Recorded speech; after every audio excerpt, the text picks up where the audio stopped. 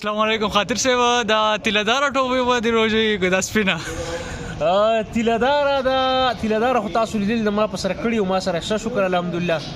او دا چې کوم سپینا ټوپی دی نو دا خو هم زمونږ بشران په سره لګیا دي تاسو ګورئ مخامخه زمونږ دغه سي پلرونه نیکونه دا سپینا ټوپی وخت په وخت باندې خود د دې بڼه لګه سیاسي ده او دا د روس سره راغلی ده یعنی موږ وایو چې د جماعتیانو ځان سره راوړله او زمونږ د دیر چې کومه ټوپۍ ده نو واقعي چې دا دیر کې خو جوړیږي په خال کې پر آباد کې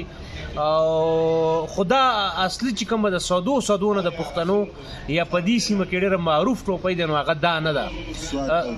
سواد دی باجوړ کې هغه بیا تیلدار ټوپۍ چې کوم ده نو هغه ډېره زیاته معروف ده او هغه تاریخي هم ده هغه د سیمایزه یا کلچرل یا په کلتوري حساب سره هغه بیا ډېره زیاته سمه موضوع ده که څه چې کلتور خو چونکې پراخیږي نو دا په کوم شامل شوي ده دا نه وایو چې ګنې دا د کلتوري سنه ده ځکه مقامي معیشت د 13 او یا 80 کال نه بیا دې سره زیات تړلی شوی دی یا 50 شپېته کال نه بالخصوص بیا د سپینې سره زیات د زنانو معیشت تړلی شوی دی نو دا مونږ نیګیټ کوو نه لکه د دې انکار نه کوو چې دا د کلتوري سنه ده اوس خو پکې فکټریانو کې هم جوړېږي فکټریانو کوم جوړېږي خو دا د لاسو کار چې دا بیا ډېر هغه اسټیټیک وي یا ویلیو وي که نه ویلیو نو یا خلک ارزښت ورکوي او انساني زیار پکې شاملي انساني سخته هنرمندي پکې شاملي ویلیو سیوای نو خبره د ویلیو د یو قیمت دی که نه پرایس دی یا کاسټ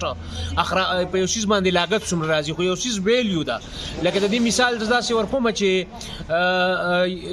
د اوسپنې یو توره وي هغه په هغې باندې په هغې په جوړولو باندې 5-6 زره روپۍ راځي خو که هغه ستا د نیکۍ نو هغه ستا دپاره د کروڑونو روپو ده نو دا هغه ویلیو قیمت او کاسټ او پرایس دلته بیا فرق پیدا کوي نو بهرحال دغه لاسي کار چې بیا وي نو د دې ډېر زیاته خوند وي د دې ډېره زیاته مزه او د دې شاته هغه مونږ محسوسوو چې د یو زنانه د یو خور د یو مور هغه ستړې د هغې هغه امیدونه بیا د هغې د بچو هغه رزق چونکې دې سره وابسته دی نو بیا خلک کم خلک چې پوهېږي سینسیبلي نو هغه لږ بیا په ښه قیمت سره اخلي ډېره زیاته مننه او تیلې خو اوس ډېر کم خلک جوړولی شي ځکه د هغې خواري خسکي لږه ګرانه ده تیلې ټوپۍ ورکه شوې ده چې بس دغه هم لږ سیاسي رنګ پکې دی خو بهرحال ما ته مور جوړولي او اوس